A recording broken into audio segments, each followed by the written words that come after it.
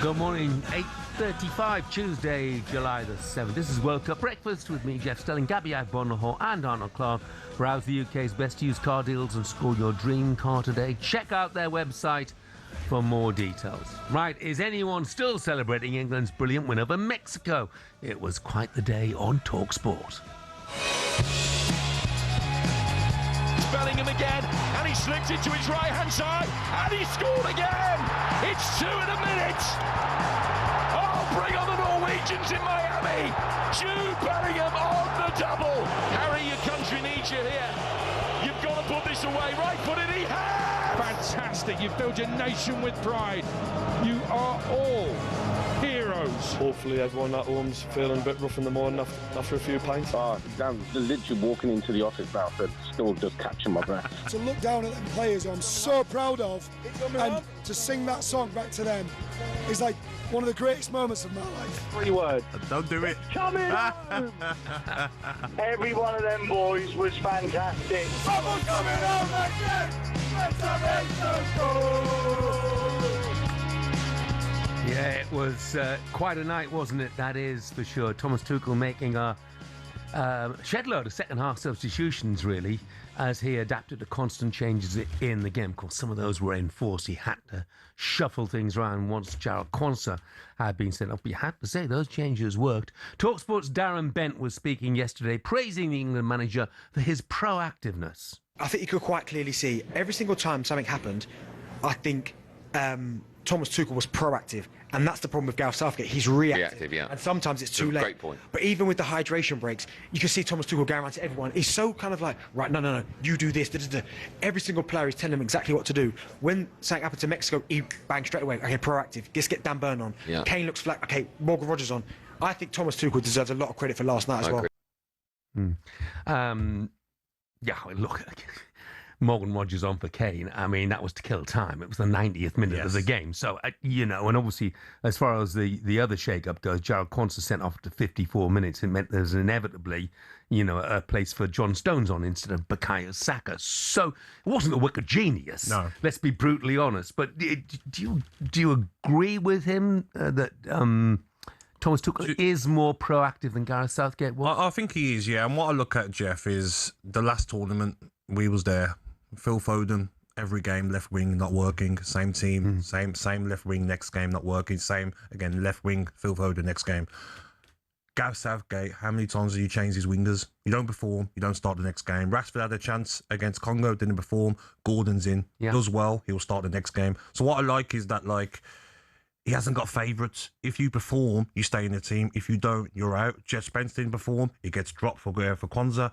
That's what I like about this manager. He keeps everyone on their toes. He makes everyone on top of their game. And that's what we want. So I agree that he's definitely proactive. And even seeing the video, I don't know if you've seen it, Jeff. You might not have, on the England social media.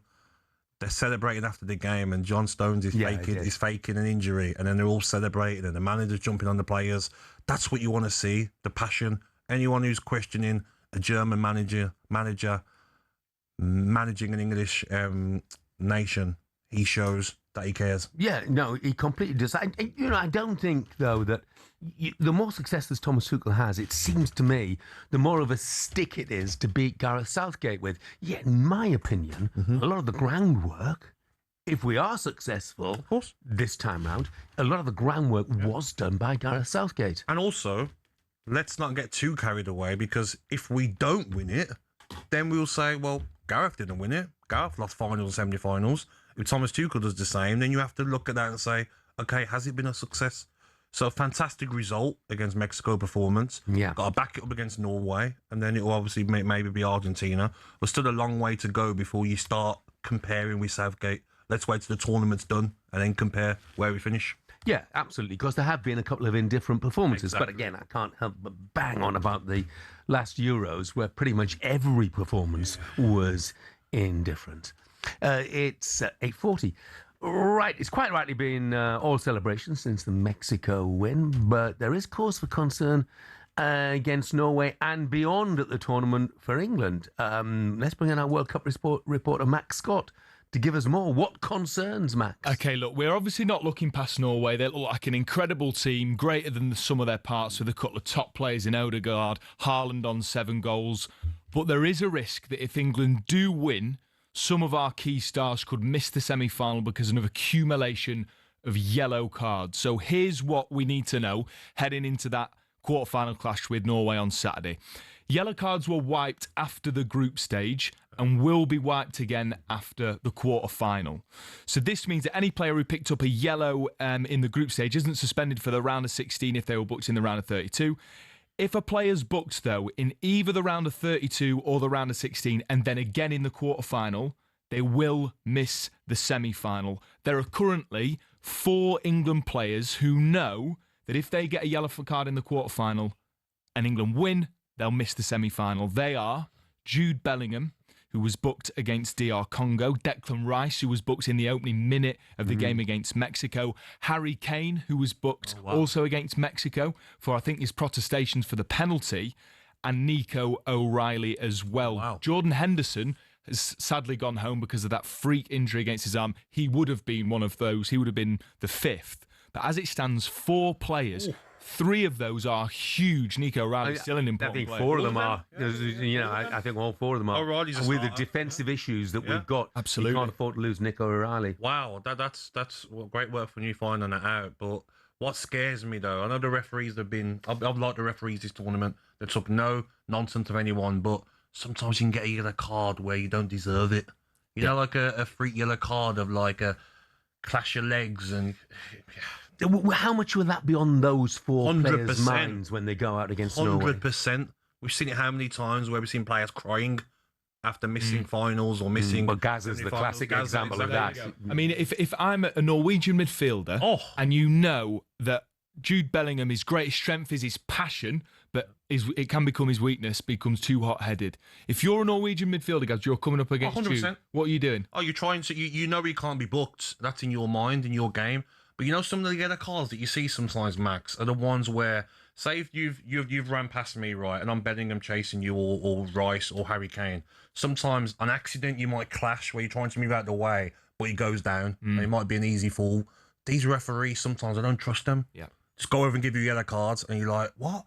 It wasn't deliberate, but you might get a yellow card. you can win a yellow card. Oh, 100% for your team. It's a big risk. But it will be on the player's mind, and he could take that little edge away Absolutely. of the game of Bellingham, O'Reilly, Rice, and Kane. So if that's it. If you've just tuned in, Jude Bellingham, Declan Rice, Harry Kane, Nico O'Reilly, if they get a yellow card against Norway and England win, they won't play in the semi-final. Wow. Yeah. Thanks for that, Max. But I keep banging on about Norway as well. You know, let's just not take them for granted. It's not just Haaland. Odegaard was phenomenal. Berg was terrific. Shoulder up when he wasn't came Come on. 2 assists. Bob, yeah. Christoph Ayer at the back. I like him. Was fantastic. Silly for the penalty, wasn't it? But the challenge didn't get to make it. But apart from that, I mean, he had Vinny Jr. in his pocket, didn't he? And anyone else that come around him. But a tough game. Really tough game. The goalkeeper as well, Nyland. Yeah, he was outstanding. Ex-Aston Villa. Played for Aston Villa. I think he's out of contract at the moment. Some of the saves, though.